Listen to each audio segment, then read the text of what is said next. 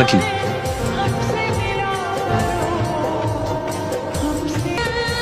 তুমি এগুলা কোথায় পেয়েছো?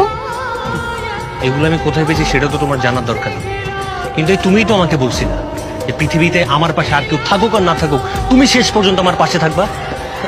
এইটার নমুনা। রাকিব, তুমি আমাকে ভুল বুঝতেছো। আমি তোর ভুল বুঝাবুঝি তুই তোর কাছে রাখ। আমার বন্ধু বান্ধব আমার আগেই বলছিল তোর মতো একটা থার্ড ক্লাস মেয়ের সাথে প্রেম না করছি। আমি তো শুনি নাই সবকিছুর বিপরীতে যে আমি তোর সাথে প্রেম করছি, আর তুই আমার কি দিচ্ছ? এইটার নমুনা।